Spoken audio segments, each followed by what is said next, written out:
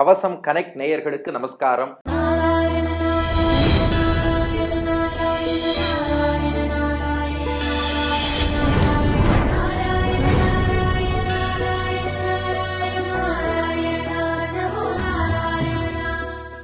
திருமேனி அழுக்கா இருக்கு, அழுக்கு நீங்கணும்னு சொல்லி பார்த்தா, தன் அன்பை வெளிப்படுத்தி பார்த்தா, உண்ணுவதற்கு ஏதாவது தின்பண்டங்கள் தருகிறேன்னு மிட்டாய் கொடுத்து குழந்தைய அழைக்கிற மாதிரி அழைச்சு பார்த்தா, என்ன பண்ணாலும் மசிய மாட்டேங்கிறான். எதுக்குமே குழந்தை மசியலைன்னா கடைசியா என்ன பண்ணுவோம்? மிரட்டத்தான் செய்வோம். பார், நீ வரலன்னா தொலைச்சிடுவேன் தெரியுமா அப்படின்னு மிரட்டுவோம் இல்லையா? அது போல இப்ப பெரியாழ்வார் யசோதை ரொம்ப செல்லமா குட்டி கண்ணனை மிரட்டுகிறாள். ஆனா நன்னா புரிஞ்சுக்கணும், வேறு கோணத்துல ஏதோ மிரட்டுதுன்னு புரிஞ்சுட கூடாது. இது பகவான் மீது உள்ள அன்பாலே, பக்தியாலே, ஒரு உரிமையோடு, நம்மாத்து குழந்தை கிருஷ்ணன்னா அந்த உரிமையில மிரட்டுவோம் இல்லையா? அது போல இப்ப பெரியாழ்வார் யசோதை மிரட்டுறாளாம். என்ன சொல்லி மிரட்டுறான்னா, பாரு, நீ பண்ணின எல்லா விஷமமும் எனக்கு தெரியும், வீட்டுக்குள்ள பண்ணதெல்லாம். இது அம்மா மட்டும் வெளியில சொன்னேன்னா உன் பேர் எப்படி ரிப்பேர் ஆகும் தெரியுமா? ஏன்னா மத்தவா விஷமம் பண்ணான்னு எதோ சொல்லிட்டு போவா. ஆனா தாய் என்னைக்குமே தன் வாயால குழந்தைய பத்தி வெளியில சொல்லிட்டான்னா அது அந்த குழந்தையின் பெருமைக்கும் இழுக்கா போயிடும், அந்த தாயின் பெருமைக்குமே இழுக்கா போயிடும். அதனால நான் போய் உன்னை பத்தி வெளியில சொன்னேன்னா அப்புறம் உன் பேர் ரொம்ப கெட்டு போயிடும், உன் வண்டவாளத்தெல்லாம் தண்டவாளத்துல ஏத்திடுவேன். அதனால சொன்னா கேடு, ஒழுங்கா குளிக்கவா அப்படின்னு கிருஷ்ணனை உரிமையோடு மிரட்டுகிறாள் யசோதை. இப்ப நாம் எல்லோரும் அப்படியே யசோதையின் தன்மைக்கு மாறிக்கொள்கிறோம். நம்மாத்து பெருமாள், நம்மூர் பெருமாள் குட்டி கண்ணனாக எதிரே எழுந்தருளி இருக்கார். என்ன பண்ணாலும் ஒரு திருமஞ்சனம், அபிஷேகம், நீராட்டத்துக்கு வான் கூப்பிட்டா வரமாட்டேங்கிறார். நம்மளும் ஒரு உரிமையோட அப்படி நம்மாத்து பெருமாளை, நம்மூர் பெருமாளை குட்டி கண்ணனா கண்டு பிடிச்சு இழுத்துருவோமா? மிரட்டி பிடிச்சு இழுப்போமா? நீங்களும் தயாரா? வாருங்கள். 2ஆம் பத்து 4ஆம் திருமொழி நீராட்டல் பதிகத்தின் 7வது பாசுரம். ஒரு கை பெருமாளை பார்த்து பலவந்தமா திருமஞ்சனத்துக்கு வராரா இல்லையாங்கிறத பார்த்துருவோம். 7வது பாசுரம், வாருங்கள் எல்லோரும் சேவிப்போம்.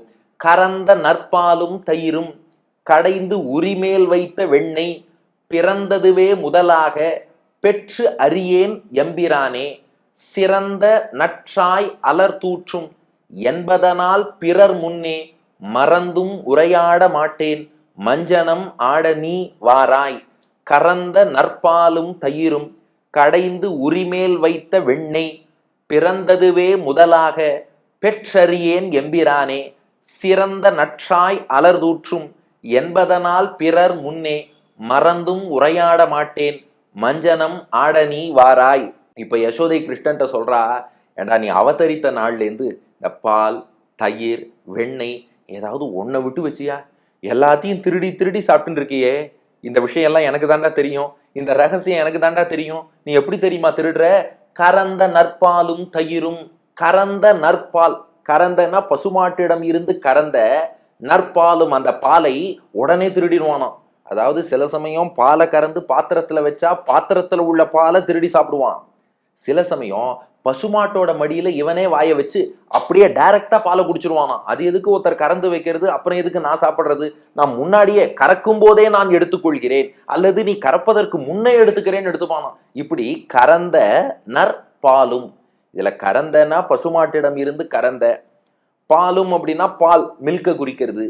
இந்த நற்பால்னு ஒண்ணு இருக்கே, அது என்ன? நல்ல பால்னா என்ன? பால்ல நல்ல பால் கெட்ட பால்னு உண்டானா? சுவாமி மணவாள மாமுனிகள் இதுக்கு வியாக்கியானம் பண்றார். நற்பால், நல்ல பால்னா என்னன்னா, நாழியும் உழக்கு நெய் போருகை அப்படிங்கிறார். நாழியும் உழக்கு நெய் போருகைனா அதை எப்படி புரிஞ்சுக்கிறதுனா, நமக்கு புரிகிற லாங்குவேஜ்ல சொல்றேன். இப்போ ஒரு பசுமாடு 10 லிட்டர் பால் கறக்கிறதுன்னு வச்சுக்கோங்க. அதை உரக்குத்தி வைக்கிறோம், ஒரு 10 லிட்டர் தயிராக உருவாகும்படி உரக்குத்தி வச்சிடறோம். ஆனா அந்த 10 லிட்டர் தயிரை கடைஞ்சோன்னு வச்சுக்கோங்களேன், இந்த மோர் இதெல்லாம் சிலுப்பி அகற்றி அதுக்கப்புறம் கொஞ்சம் வெண்ணெய் என்பது திரண்டு வரும் இல்லையா? ஆனா அந்த ஊர்ல கண்ணனுடைய அருள்பார்வைப்பட்டு, கண்ணனுடைய கரங்களின் ஸ்பர்ஷம் பட்டு வளர்ந்த மாடுகள் அவை. அதனால அதுலேந்து வந்த பாலை உரக்குத்தி தயிர் உருவாக்கி 10 லிட்டர் தயிரை கடைஞ்சா 10 லிட்டர் வெண்ணெய் கிடைக்குமா. அதாவது அதுல டைல்யூஷனே கிடையாது. கான்சென்ட்ரேட்டட் பால், கான்சென்ட்ரேட்டட் தயிர், அப்படியே கான்சென்ட்ரேட்டட் வெண்ணையா அப்படியே 10 லிட்டர் கிடைச்சிருமா. அது ஆச்சரியம் இல்லப்பா. அந்த 10 லிட்டர் வெண்ணெய காய்ச்சினால் எதுவுமே எவாபரேட் ஆகாமல் 10 லிட்டரும் அப்படியே நெய்யாக கிடைக்கும். அப்போ 10 லிட்டர் பால், 10 லிட்டர் தயிர், 10 லிட்டர் வெண்ணெய், 10 லிட்டர் நெய் அப்படியே கிடைக்கிறது இல்லையா? அதுக்குத்தான் நல்ல பால்னு பேராம். அப்போ 10 லிட்டர் பால் கிடைத்தால் அதிலிருந்து அப்படியே சரிசமமா ஈக்குவலண்டா 10 லிட்டர் நெய் அதிலிருந்து கிடைக்கும் என்றால் அதற்கு நல்ல பால்னு பேரு.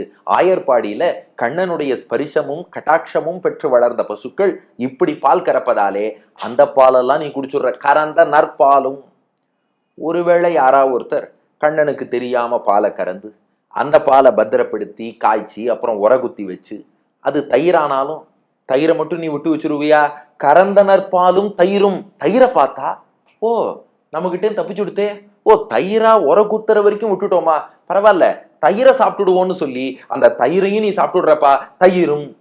சரி, அப்படியும் உங்ககிட்ட இருந்து தயிரை ஒழிச்சு மறைச்சு பாதுகாத்து அந்த தயிரை நன்னா கடைஞ்சு அதுலேருந்து வெண்ணெயை எடுத்து அந்த வெண்ணெயை வெண்ண திருடனான நீ சாப்பிடக்கூடாதுங்கிறதுக்காக உரிமேல் வைத்தால் கடைந்து, உரிமேல் வைத்த வெண்ணெய் கடைந்துன்னா தயிரை கடைந்து உனக்கு தெரியாம ரகசியமா கடைந்து அதை ஒழிச்சு வைக்கிறதுக்காக உரிமேல், இந்த உரின்னு அந்த காலத்துல எல்லாம் வீட்டுல தொங்க விட்டுருப்பா, வெண்ணெயை அதற்கு மேலே பாத்திரத்தில் வைத்திருப்பார்கள். அந்த உரி மேல், உரிக்கு மேலே வைத்த வெண்ணெய், வெண்ணெய வச்சாலும் நீ என்ன பண்றன்னா 4 நண்பர்களை கூட்டுன்னு வந்து இந்த பிரமிடுன்னு ஒருத்தர் மேல ஒருத்தர் ஏறுற மாதிரி அவ மேல ஏறி நின்று அந்த உரி அடிக்கிற மாதிரி அந்த வெண்ணெயையும் நீ திருடி விடுகிறாய். அப்போ கறந்த நற்பாலும், பசுமாட்டிடம் இருந்து கறந்த நல்ல பாலையும், ஒருவேளை அந்த பால் தப்பித்து உரகுத்தினாலும் தயிரும், அதுக்கப்புறம் அந்த தயிரையும், அந்த தயிரும் உங்ககிட்டேருந்து தப்பிச்சு கடைஞ்சு உரிமேல வெண்ணையாக்கி வச்சாலும் கடைந்து உரிமேல் வைத்த வெண்ணெய், அதை கடைந்தெடுத்து உரிமேல் ஒழித்து வைக்கப்பட்ட வெண்ணையும் எல்லாத்தையும் நீ திருடி சாப்பிட்டுடுற கிருஷ்ணா. ஒரு ரகசியம் சொல்லட்டுமான்னு நான் யசோதை. என்னமான்னு கேட்டான் கிருஷ்ணன். யசோதை சொல்றா, இந்த எல்லாம் கறந்தனர் பாலும் தயிரும் கடைந்து உரிமேல் வைத்த வெண்ணெய் பிறந்ததுவே முதலாக பெற்றறியேன் எம்பிரானே. கிருஷ்ணா, நீ பிறந்த நாள்ல இருந்து என் கண்ணால நான் பால் தயிர் வெண்ணெய் இந்த 3ஐயும் என் கண்ணால நான் பார்த்ததே இல்லைன்ட்டான். என்னம்மா அப்படி சொல்றேன்னு கேட்டான். ஆமாண்டா, நீ விட்டு வச்சாதானடா பாக்குறதுக்கு, நீ எங்கடா இதெல்லாம் விட்டு வச்ச?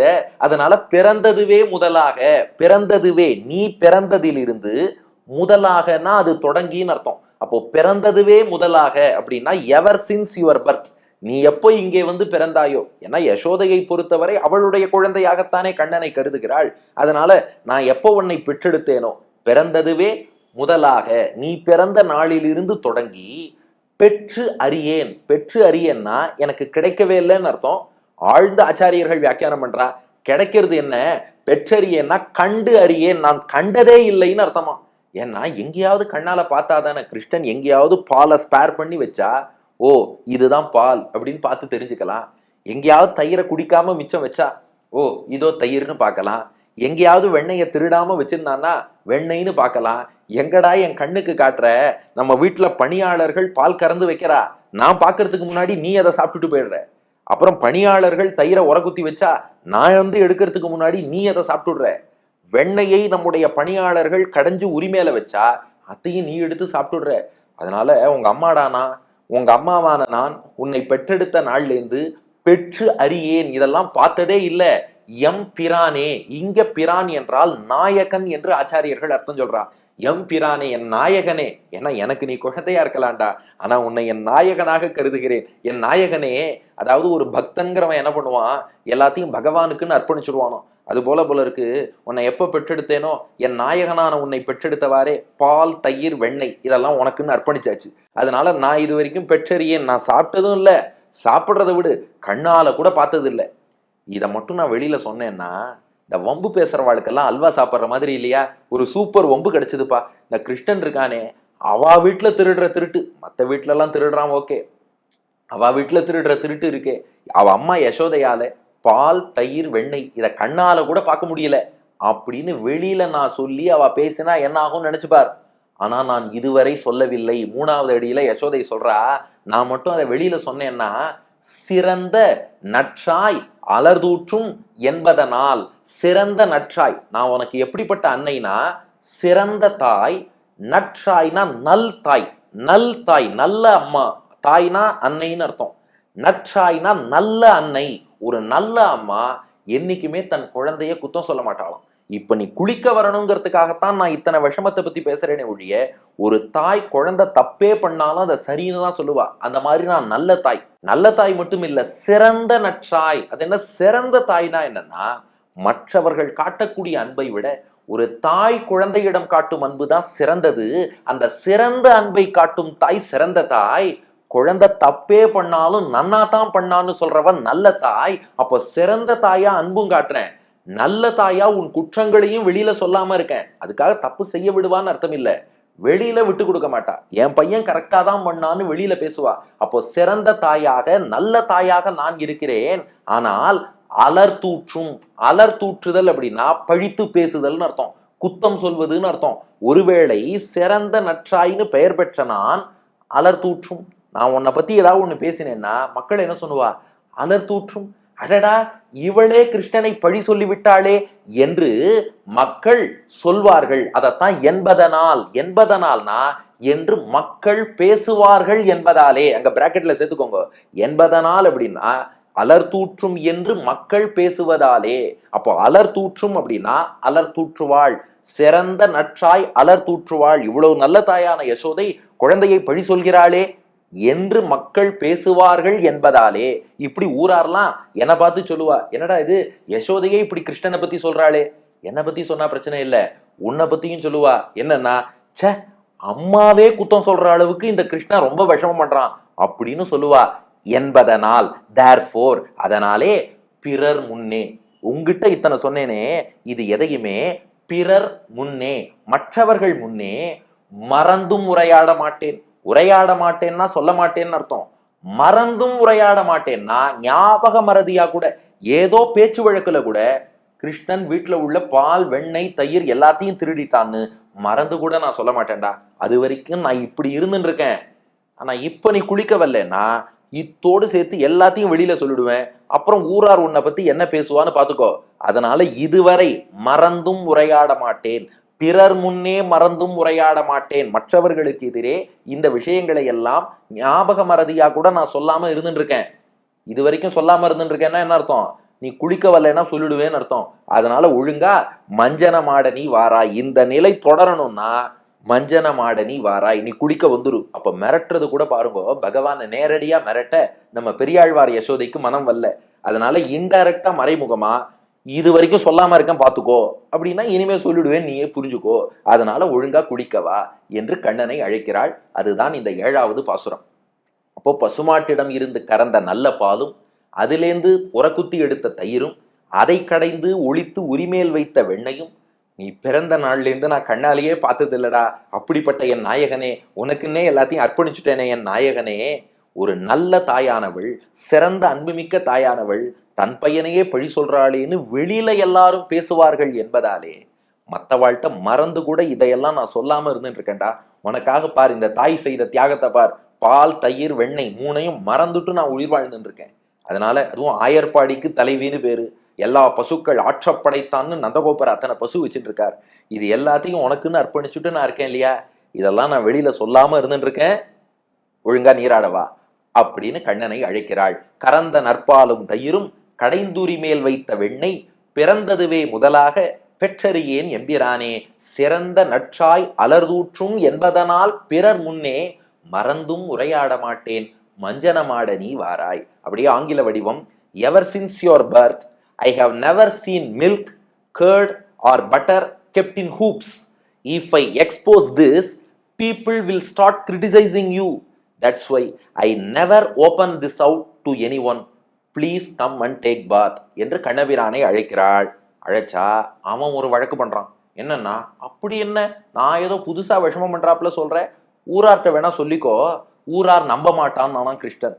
அடுத்த பாட்டுல யசோதை சொல்றா, நான் வெளியில சொல்லாம இருக்கிறது வேற, ஊரார் உன்னை பத்தி என்னென்ன பேசின்னு இருக்கா தெரியுமா, அதெல்லாம் சொல்லட்டுமான்னா.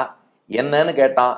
ஊரார் கிருஷ்ணன் விஷமத்தை பத்தி என்னென்ன பேசினாங்கிறத அடுத்த பாசுரத்தில் காண்போம். பெரியாழ்வார் திருவடிகளே சரணம். கரந்த நற்பாலும் தயிரும் கடைந்துரி மேல் வைத்த வெண்ணெய் பிறந்ததுவே முதலாக பெற்றறியேன் பிரானே. கரந்த நற்பாலும் தயிரும் கடைந்துரி மேல் வைத்த வெண்ணெய் பிறந்ததுவே முதலாக பெற்றறியேன் பிரானே. சிறந்த நற்றாயலர் தூற்றும் என்பதனால் பிறர் முன்னே மறந்து முறையாட மாட்டேன் மஞ்சனமாட நீ வாராய் சிறந்த நற்றாயலர் தூற்றும் என்பதனால் பிறர் முன்னே மறந்து முறையாட மாட்டேன் மஞ்சனமாட நீ வாராய் மஞ்சனமாட நீ வாராய்